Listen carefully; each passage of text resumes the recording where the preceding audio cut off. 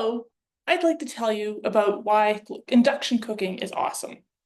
Though first, I'm not a professional chef, but I do like cooking at home, and I like doing things like candy making that can be kind of finicky and have a bit of a higher requirement for what you need in a stove. Now, the trend lately has been for glass top stoves replacing the traditional coil burners. So with the traditional coil burner, you had your coil, and then your pot sat directly on that element, on that heat source. With the glass top stoves, like this one, instead of sitting your pot on the element, you sit it on a glass surface, well, ceramic really. So you set it on that flat surface, and these have a lot of advantages over the traditional coil burners. For example, cleanup. With this, you just wipe it off, and there's not trying to clean under the burner. If something spills, it's a lot easier. Now, the big difference in how these work versus how the traditional coil burners work. So the traditional coil burners, you've got a coil of electrically resistant material, and you pass a current through it, and the resistance results in a lot of heat being produced. With this, you still have that. It's just under this surface, this ceramic surface. And so then your coil heats, then your ceramic heats, and then finally your pot heats. One of the big differences between the traditional coil and the ceramic or glass top is that instead of instead of just putting the current through the coil, you're heating the surface, which has sensors in it. Once the surface hits a particular temperature, the power turns off. Now, the idea is that this is supposed to give a stable temperature. But in practice, for the cheaper stoves in particular, you can have a really dramatic variation between when the coil is on and when the coil is off. So your pot could be bubbling merrily and then all of a sudden just stops boiling entirely. And then it's bubbling over and then it stops boiling. So that can be a real pain, and that can actually be a no-go when you're doing something like making candy, which, like I said, can be a bit finicky, where you need a stable temperature. So that is why when we moved in here, I bought an induction hot plate. So this thing, as you can see, it's fairly light. I can just pick it up fairly easily, and I can put it away when I don't need it.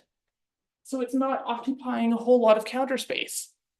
It's got all the advantages of the glass top stove in that it's very easy to clean, but it works differently. So while the glass top stove, you have that coil that heats, and then it heats up the glass top, which then heats your pot. With the induction, you have a mechanism that creates an electromagnetic field, and then that magnetic field interacts with your pot, which has to be iron or like steel or cast iron, not aluminum, because it has to be magnetically reactive. But you put that on there, and then instead of heating the surface to heat your pot, it just directly heats your pot. So that's saving some energy right there, because you're not having to heat two different surfaces. And that is part of the famed speed of induction cooking. Also, the transfer of energy is more efficient. So I was actually quite surprised. The traditional electric stove like this is typically 75 to 80% efficient in transferring the heat into your pot. But the induction surface takes that a step further and is 85% efficient in transferring the heat to what you're trying to cook, instead of just wasting it to the surroundings. So it's easy to clean, it's a lot faster, and it's safer. Because you know how I mentioned you're not trying to heat up the surface first and then heat your pot? The surface does get hot because you have a hot pot on it, but it's like having a hot pad as opposed to having a super hot burner. So the cooktop never gets really that hot. Also, there are some safety features in there, as one would expect. If you have it on, and let's say your pot starts boiling over and you need to flip your pot off, it automatically turns off. If there's not a pot within that magnetic field, it will shut off or it won't go on in the first place. So that's a great safety feature. Now, the reason I bought it in the first place was for candy making. And I'm happy to say it works quite well for my candy making. The only hazard was that it cooks so much faster. I had to adjust how I was doing things to account for that, instead of taking cook for 10 minutes, it's like, oh, I need to cook for 7 minutes. That was the adjustment, but it works really, really well for that. Now, induction is not perfect. I won't try to claim that. It is expensive.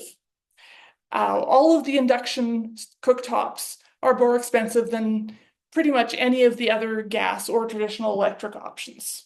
So, and if you compare like high end to high end or low end to low end, each one is more expensive than its traditional counterpart. Also, you can't actually see when the burner's on. There are some companies actually starting to put glowing lights or a flame picture or something like that in there so that you have a visual indication of when it's on, because without that, you don't really know that it's on. And if you have a pacemaker or a diabetes or an insulin pump, you don't want to use these because you don't want to be within the magnetic field. It could interfere with your medical devices.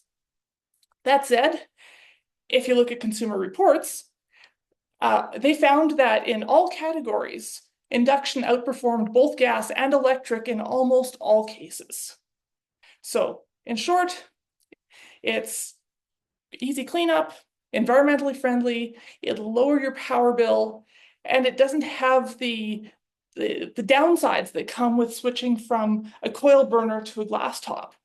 So overall, it's actually a really, really good option.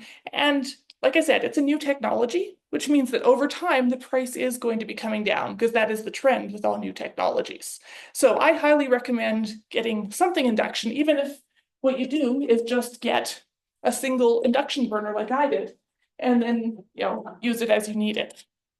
If you want more, so I used these resources in when I was doing my research for this. So whether you want to look at a CBC article, Department of Energy from the US, Energy Star, which is part of the government, US government, or directly look at the Consumer Reports. Thank you for your time.